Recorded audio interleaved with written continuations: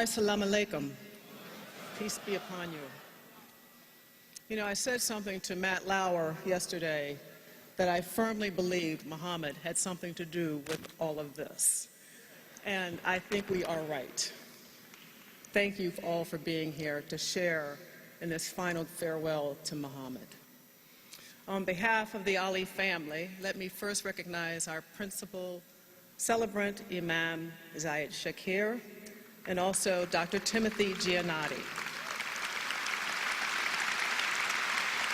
We thank you for your dedication to helping us fulfill Muhammad's desire that the ceremonies of this past week reflect the traditions of his Islamic faith. And as a family, we thank the millions of people who, through the miracle of social media, inspired by their love for Muhammad, have reached out to us with their prayers. The messages have come in every language, from every corner of the globe. From wherever you are watching, know that we have been humbled by your heartfelt expressions of love. It is only fitting that we gather in a city to which Muhammad always returned after his great triumphs, a city that has grown as Muhammad has grown.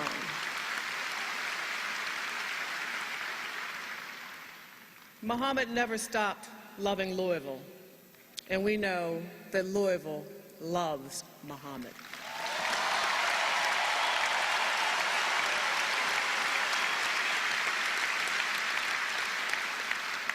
We cannot forget a Louisville police officer, Joe S.B. Martin, who embraced a young 12-year-old boy in distress when his bicycle was stolen.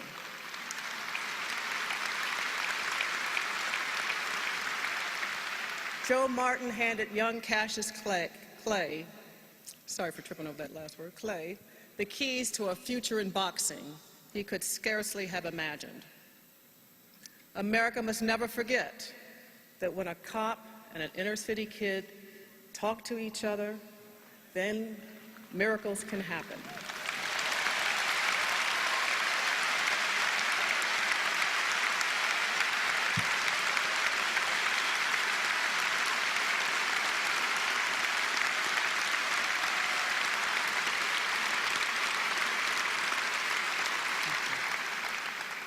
Some years ago, during his long struggle with Parkinson's in a meeting that included his closest advisors, Muhammad indicated that when the end came for him, he wanted us to use his life and his death as a teaching moment for young people, for his country, and for the world. In effect, he wanted us to remind people who were suffering that he had seen the face of injustice, that he grew up in a segregation, and that during his early life, he was not free to be who he wanted to be. But he never became embittered enough to quit or to engage in violence. It was a time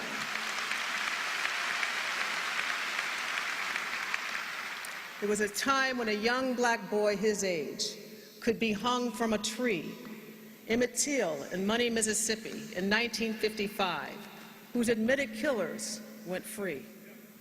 It was a time when Muhammad's friends, men that he admired, like Brother Malcolm, Dr. King, were gunned down, and Nelson Mandela imprisoned for what they believed in.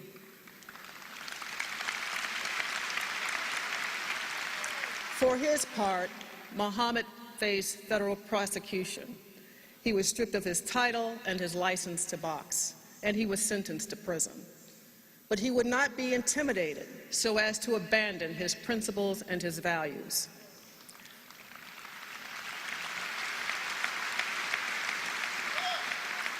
Muhammad wants young people of every background to see his life as proof that adversity can make you stronger. It cannot rob you of the power to dream and to reach your dreams. This is why we built the Muhammad Ali Center, and that is the essence of the Ali Center message.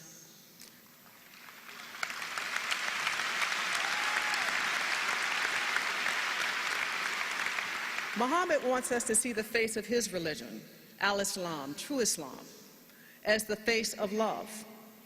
It was his religion that caused him to turn away from war and violence. For his religion, he was prepared to sacrifice all that he had and all that he was to protect his soul and follow the teachings of Prophet Muhammad, peace be upon him.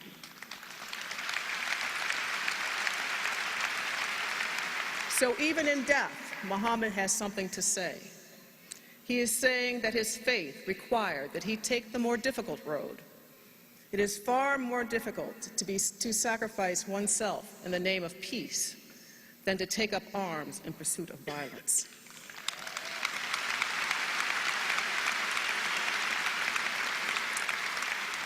You know, all of his life, Muhammad was fascinated by travel. He was childlike in his encounter with new surroundings and new people. He took his world championship fights to the ends of the earth, from the South Pacific to Europe to the Belgian Congo.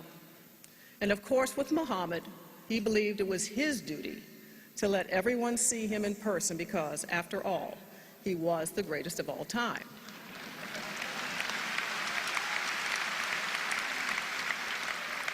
The boy from Grand Avenue in Louisville, Kentucky, grew in wisdom from his journeys.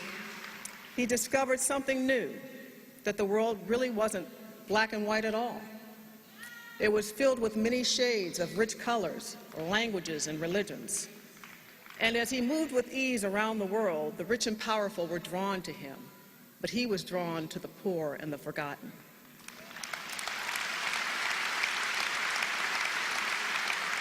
Muhammad fell in love with the masses, and they fell in love with him. In the diversity of men and their faiths, Muhammad saw the presence of God. He was captivated by the work of the Dalai Lama, by Mother Teresa, and church workers who gave their lives to protect the poor. When his mother died, he arranged for multiple faiths to be represented at her funeral, and he wanted the same for himself. We are especially grateful for the presence of the diverse faith leaders here today, and I would like to ask them to stand once more and be recognized. Thank you.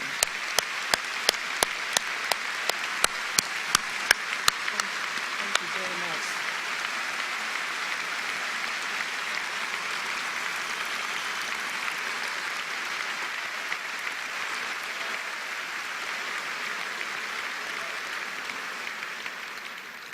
You know, as I reflect on the life of my husband, it's easy to see his most obvious talents.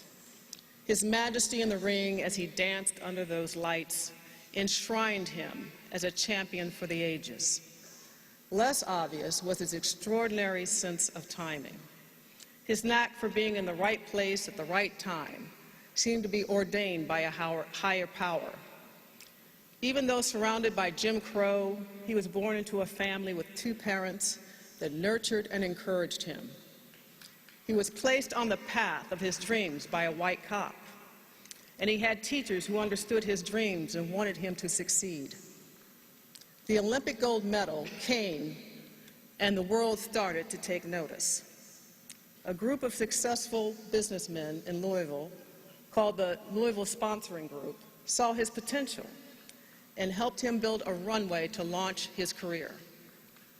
His timing was impeccable as he burst into the national stage, just as television was hungry for a star to change the face of sports. You know, if Muhammad didn't like the rules, he rewrote them. His religion, his name, his beliefs were his to fashion, no matter what the cost.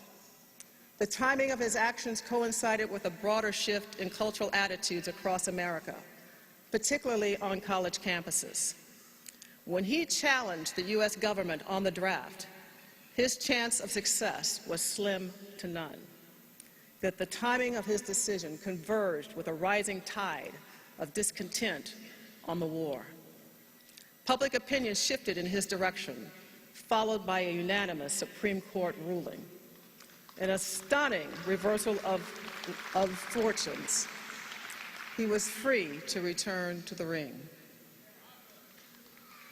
When he traveled to Central Africa to reclaim his title from George Foreman, none of the sports writers thought he could win.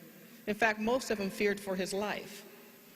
But in what the Africans call the miracle at 4 a.m., he became a champion once more.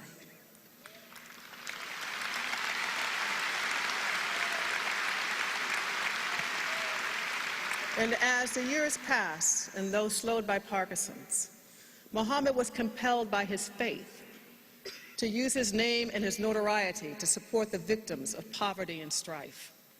He served as a UN messenger of peace and traveled to places like war-torn Afghanistan. He campaigned as an advocate for reducing the yoke of third world debt. He stunned the world when he secured the release of 15 hostages from Iraq.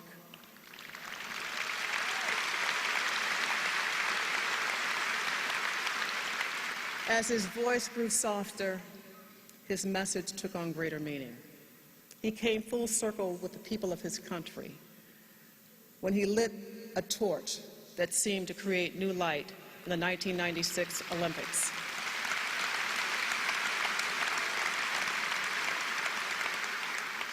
Muhammad always knew instinctively the road he needed to travel. His friends know what I mean when I say he lived in the moment.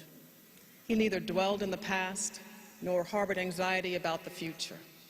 Muhammad loved to laugh, and he loved to play practical jokes on just about everybody. He was sure-footed in his self-awareness, secure in his faith, and he did not fear death. Yet his timing is once again poignant. His passing and its meaning for our time should not be overlooked. As we face uncertainty in a world and divisions at home, as to who we are as a people, Muhammad's life provides useful guidance. Muhammad was not one to give up on the power of understanding the boundless possibilities of love and the strength of our diversity. He counted among his friends people of all political persuasions, saw truth in all faiths and the nobility of all races, as witnessed here today. Muhammad may have challenged his government, but he never ran from it or from America.